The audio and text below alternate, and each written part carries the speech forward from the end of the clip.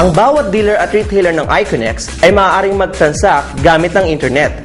Pwedeng magbenta ng load, magpasa ng load wallet, at tignan ng sales inventory gamit ang web tool. Mag-log on lamang sa www.iconex.com.ph at i-click ang logo ng Load Central.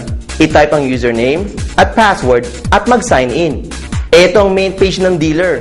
Maaari kang mag-register ng retailer dito. I-click lang ang Register a Retailer. Fill up ng application form. Siguraduhin lamang na ma-fill up ang lahat ng information na may asterisk upang i-process ng system. Sa bandang ibaba ng form, makikita ang IP address. Palitan lamang ang default na 0.0.0.0 ng ******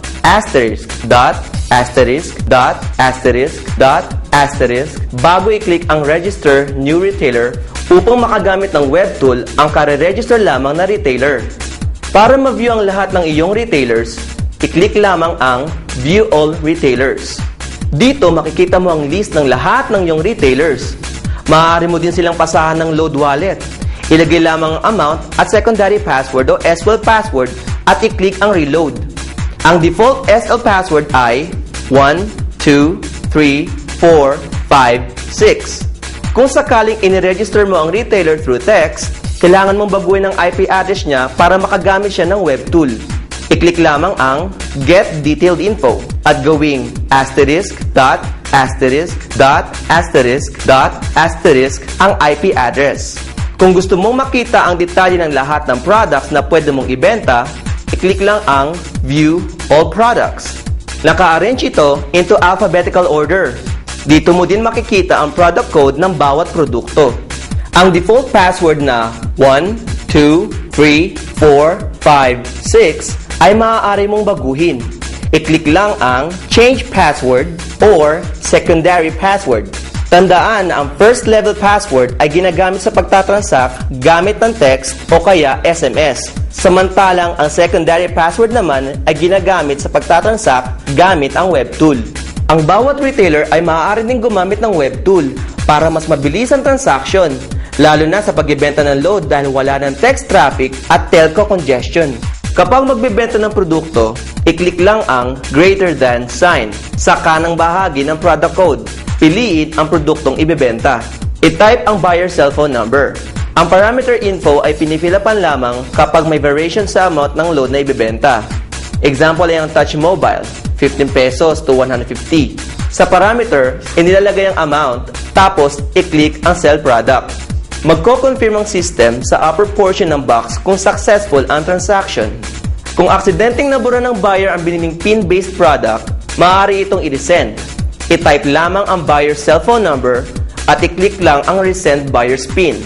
Magko-confirm ang system kung successful ang transaction. Isa sa mga advantage natin ay ang online inventory. Maaari mo makita ang lahat ng sales transaction mo at printable ito sa Excel or Word. Sa Sales Transaction Report box, i-click lang ang box sa baba ng Start Date at End Date at ilagay ang specific date ng transaction ang gusto mong i-generate. Pagka-click ng Generate Sales Transaction Report, makikita mo ang lahat ng transactions pati ang date and time, ang bawat product na ibinenta, face value nito, at wallet cost, maging ang earnings at balance ng load wallet mo. Ang bawat dealer ng Iconex ay may hiwalay na account sa Dealer Referral Program. Ang account na ito ay iba sa account sa paglo-load. Dito mo makikita ang lahat ng sub-dealers mo na pumasok sa Team A at B mo. Kailangan mo mag-create ng username at password para ma-view mo ang iyong genealogy. Mag-logon lang sa www.iconex.com.ph at i-click ang member login. I-click ang dealer card at mag-sign up. Fill up pa ng information gamit ang iyong gold dealer card at i-validate. Kapag successful na ang pagsa-sign up, subukan mag-login sa iyong account. I-type ang username at password na create. Makikita mo dito ang listahan ng lahat ng sub-dealers na under ng iyong team. Kung gustong tignan ito in a graphical form, i-click lamang ang ID number ng pipiliing dealer. Maaari ding mag-register ng new dealer online o gamit ang internet. Siguraduhin lamang na mayroon kayong unregistered dealer kit. Maaaring bilhin ang kit na ito sa Iconex main office or sa mga stockist at business centers nationwide.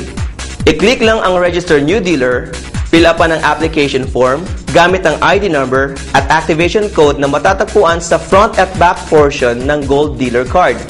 Siguraduhin lamang na tama ang placement at Team A or B kasi ito ay irreversible.